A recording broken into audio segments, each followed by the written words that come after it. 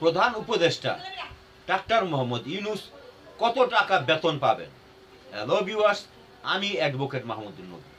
এখন আপনাকে জানাবো তত্ত্বাবধায়ক সরকারের প্রধান উপদেষ্টা ডাক্তার মোহাম্মদ ইউনূস এবং তার অন্যান্য উপদেষ্টাগণ মাসে কত টাকা বেতন পাবেন এবং কি কি সুযোগ সুবিধা পাবেন এবং এই সম্পর্কে কোন আইনে বলা হয়েছে। তাহলে আসুন ভিউয়ার্স, শুরু করা যাক।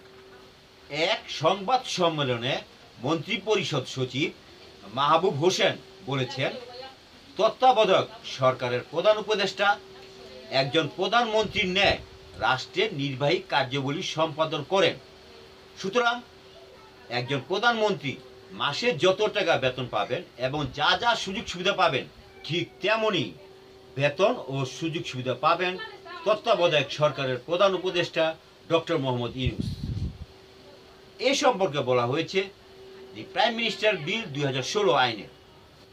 এই আইনে বলা হয়েছে প্রধানমন্ত্রী কত টাকা বেতন পাবেন, কি কি সুযোগ সুবিধা পাবেন এবং তার মন্ত্রীগণ কত টাকা বেতন পাবেন এবং কি কি সুযোগ সুবিধা পাবেন তা বলা হয়েছে। এই ক্ষেত্রে আমরা প্রধানমন্ত্রী ও মন্ত্রী পরিষদের পরিবর্তে তত্ত্বাবধায়ক সরকারের প্রধান ডক্টর মোহাম্মদ ইউনূস এবং তার উপদেষ্টাদের বিষয়ে বলব। এই আইন অনুযায়ী প্রধান উপদেষ্টা ডক্টর মোহাম্মদ ইউনূস মাসিক বেতন পাবেন 1,15,000 টাকা এবং দৈনিক ভাতা পাবেন 3,000 টাকা এবং বাড়ি ভাড়া পাবেন মাসে 1 লক্ষ টাকা। তবে তিনি যদি সরকারি বাসভবন ব্যবহার করেন সেই ক্ষেত্রে কোনো বাড়ি ভাড়া পাবেন না।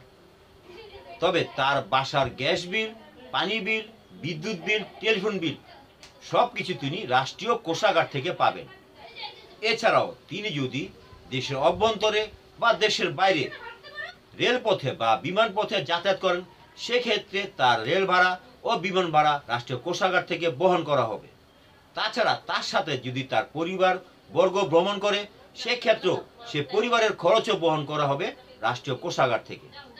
তাছাড়া তিনি তার নিজের এবং নিজের বাড়ির নিরাপত্তার জন্য স্পেশাল সিকিউরিটি পার্সন থাকে, তাদের বেতন ভাতাও রাষ্ট্রীয় কোষাগার থেকে বহন করা হয়।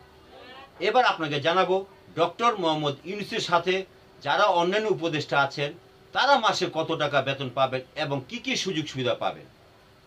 তারা মাসিক বেতন পাবেন 1,05,000 টাকা, সেই সাথে দৈনিক ভাতা পাবেন 2,000 টাকা, নিয়ামক মাসিক ভাতা পাবেন 10,000 টাকা।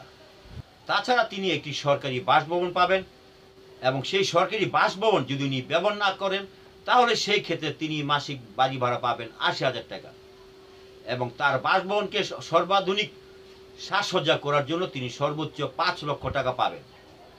তার বাসভবনের ব্যবহৃত বিদ্যুৎ বিল, গ্যাস বিল, টেলিফোন বিল, পানির বিল ইত্যাদি বিলও তিনি রাষ্ট্রীয় কোষাগার থেকে পাবেন এবং সেই সাথে তার স্বেচ্ছাধীন একটা তহবিল থাকবে, যেই তহবিলের পরিমাণ থাকবে 10 লক্ষ টাকা।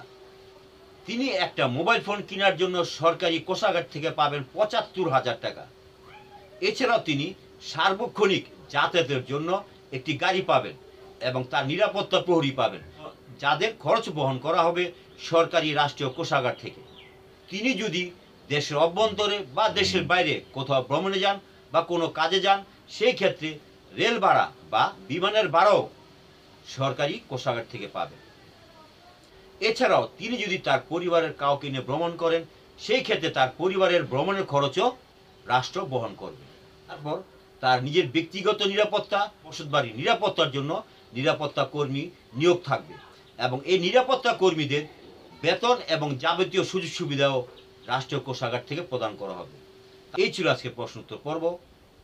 এছাড়াও আপনি যদি ডক্টর ইউনূসের শৈশবকাল সম্পর্কে জানতে চান তাহলে আমার ভিডিও ডেসক্রিপশন বক্সে লিঙ্ক দেওয়া আছে, সেখান থেকে জানতে পারবেন। এই ছিল আজকে প্রশ্ন উত্তর পর্ব।